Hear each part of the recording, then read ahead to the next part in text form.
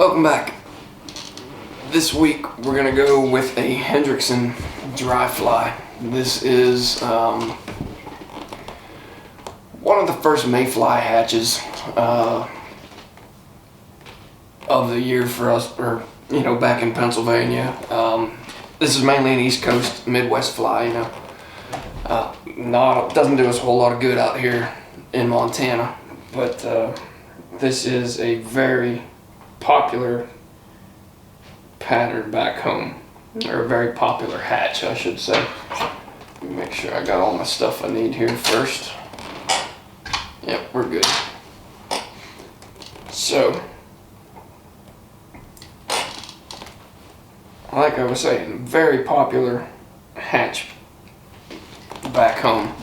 This is probably, early April, I would say, is when this one really gets going on the streams I grew up fishing in central PA. But for our tail on this one, I'm just going to pluck out done Hackle. One on one is toward the top, to where it's really not usable for dry fly purposes other than a tail. So I'm going to get this in the camera so we can actually see what's going on as I'm explaining it. So I'm going to take probably, I would say about a half dozen, maybe 10 fibers, and we're just going to pick those off and use this as our tail. You can use the micro fibbits if you want, and split the tail and everything like I have on the I did on I think it was the March Brown, the blue wing. But for this, we're just going to go with a tail just straight back, nice and simple. We won't fluff this one up at all. So measure your tail out a little bit longer than the length of the hook. This is, by the way, a Daiichi 1110 size 14. And we're going to leave this in for bulk. Just run this right up to the front. This is going to help with your taper on the fly. For dry flies and nymphs, your taper is absolutely critical. If you have a bad taper, it's going to stick out like a sore thumb. So take the little bit of extra time to get your taper proper, because it will make or break your dry flies. Dry flies especially, nymphs as well, but especially your dry flies. You want a good taper to these. Now for the wings, I'm going to use, if you've watched any of my other dry fly videos, I swear by this stuff. It's naturally buoyant. I just love the way that it looks. Easy to see on the water.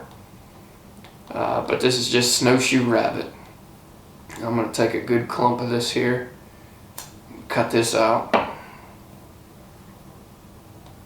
and then go ahead and clean it up just best you can. Try and get all this stuff out of here that's not going to make the cut. Clean that out real good. Great parachute material as well. If you're tying parachutes, instead of using the calf body hair or whatever, this is what I like to use. I mean, it's really easy to work with. It's nice to get a good taper. But enough of me talking about the rabbit. So what we're going to do is just set this on here, and we're going to give this one loose wrap, second one a little bit more snug, and then get a third on there before you start making your way to the back. Now this is another thing that will really help you with your taper. You'll see as I get my fingers out of here. And I'm going to take and just trim this slightly, try not to mess up my tail at all. Actually, let's back this off before I go any further.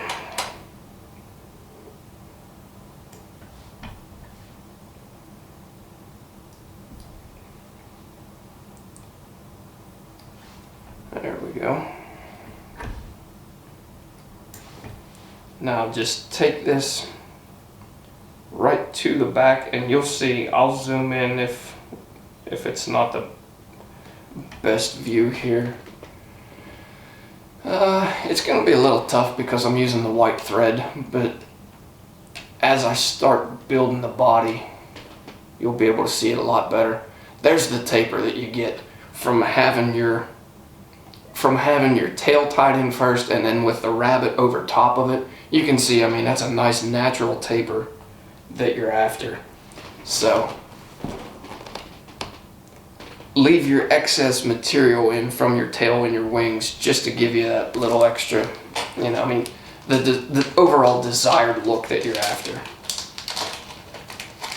For our body on this one, you could dub it normally if you want. I love using these things.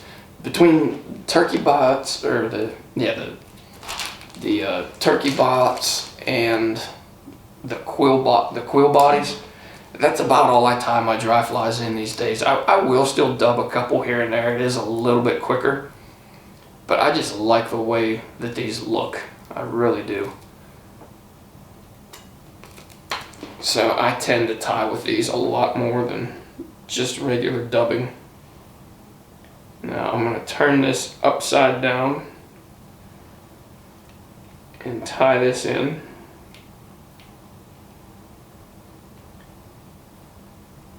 Work that right to the front. And before, if you've watched the Blue Wing or the Sulfur, or I think even the PMD, I did this in quills. I did those in quills in turkey. Just take a little bit of zap and throw right over the top. And this just gives your body a little bit more security. And then one wrap right in front of the next.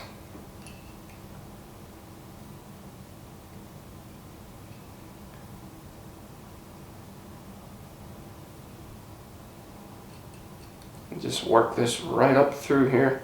Be really careful when you're wrapping this forward, because it is a very brittle material. You can pull on this too much and really ruin your fly by snapping this, and then you have to unwind it and start over and cuss a little bit. But there we go.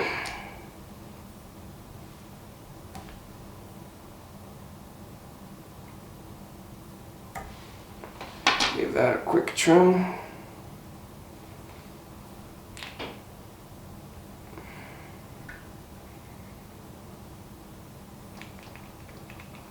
Make sure my wings are where I want them.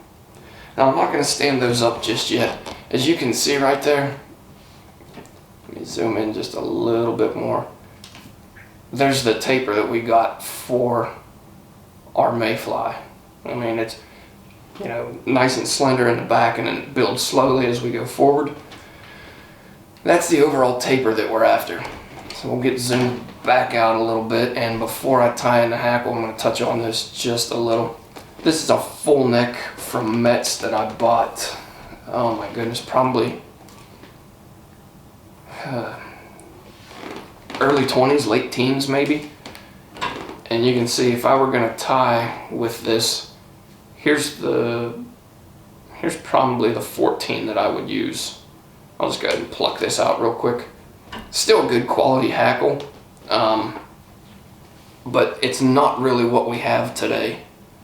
This is a silver grade done from whiting, and look at the difference here.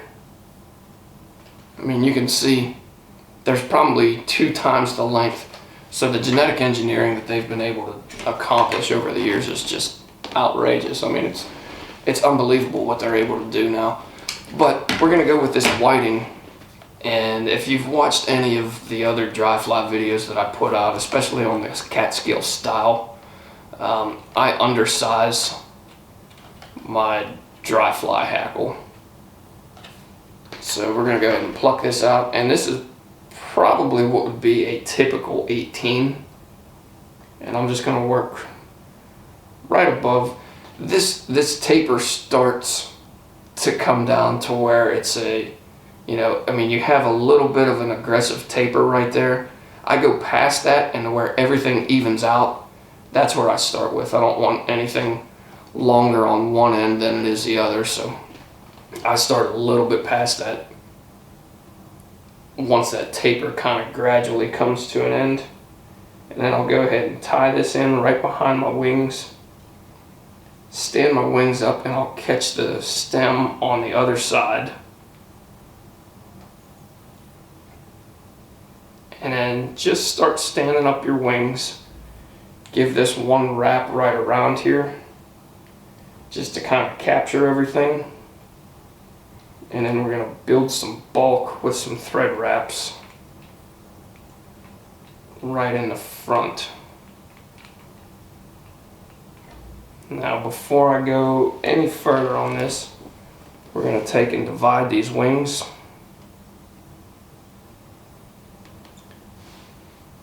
And get about the same amount of material on each side. And then we're just going to figure eight through here.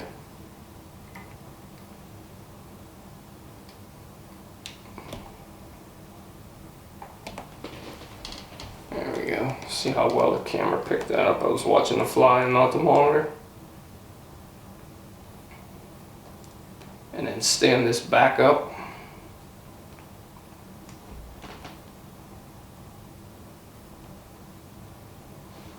Now you're going to have some wild hairs here to trim up. That's going to be inevitable. But for now, we're just going to leave those be, and then we'll go ahead and clean that up after we get our hackle tied in. The last thing that I'll do before I start wrapping in my hackle is I always dub through the wings, always. This is what they sell. You know, this Hendrickson pink. I've never seen a pink mayfly before. We're gonna go with tan. This is just a regular tan, you know, maybe a little on the darker side, but it's gonna be pretty close to the color of our Hendrickson. And as little dubbing as you can get away with, just enough to cover up the white, is what we're after here. So I'm going to take a few wraps right in the front at first. I'm going to come to the back, get a couple of wraps, check my underside, make sure that I have all my white covered up. And that looks pretty clean. I could use just a little bit more, but I think my hackle's gonna cover that up nicely, so I'm gonna leave it be. Because if I go ahead and too much more dubbing to the front of this, let me get zoomed in here again. You guys missed a little bit of that, but you can see I'll flip this over. There's a little bit of white right here, but I think my hackle's gonna cover that up nicely. I'm afraid that if I go throwing too much more dubbing on there, I'm going to wind up rushing the head and I'm not going to have any room to finish this fly off. So what I'm going to do is just start wrapping this hackle.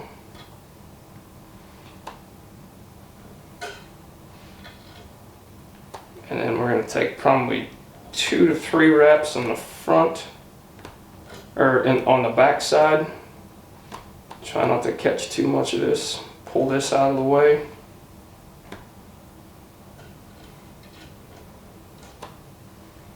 And same thing, get about 3 to 4 in the front.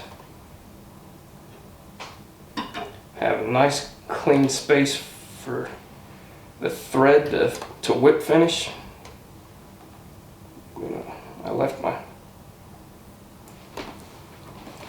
my contacts in, and I cannot see a dang thing close up when I have my contacts in, so I'm struggling to tie this small fly on a streamer. It's not such a big deal, you know, because we're not dealing with as much detail or anything. Boy, I'm really struggling here with this.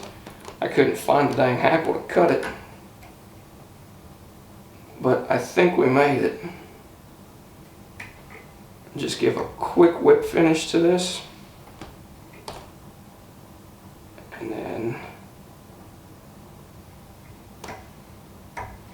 there we go, nice clean head.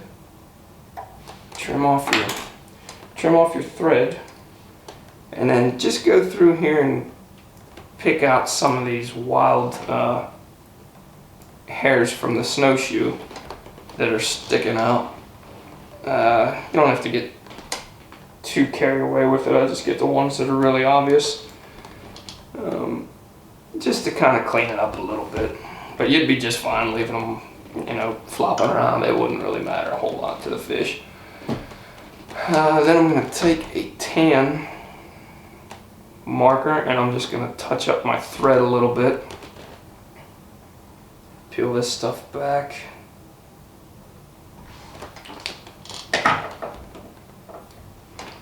That's a pretty clean dry fly from what I can see with my contacts still being in. I'm not going to trim that hair. I'll probably miss and cut half of my wing off or something. I'll leave that one be. But the last thing that I'll do here is I'm going to take and dull my wings down. So if you want to, I mean, you can leave them white like that. You know, if you're fishing at a distance and you want better visibility, you can leave them with a white. I like dulling these down some, and they do sell this snowshoe rabbit in the regular done colors. I haven't been able to find it for a while, so I've been using this cream. But I just go through here and I'll touch these wings up a little bit, kind of get them to closer to the natural. But my buddy Matt and I were fishing the Davidson in North Carolina probably 4 or 5 years ago now. It's been some time since I've been down that way. But we were fishing the Davidson. We had a day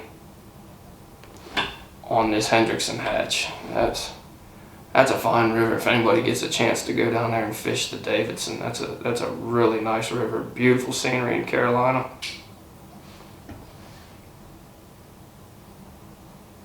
And I'm just about done touching this up. Getting a little too picky here, but I got to take a picture of this thing, so it's got to look at least somewhat decent. But there it is. There is the Hendrickson Mayfly. If you guys, as always, have any questions on this, comments, whatever it may be, leave them with me and I'll get back to you as soon as I can. But thanks again for watching, and we'll catch you next week.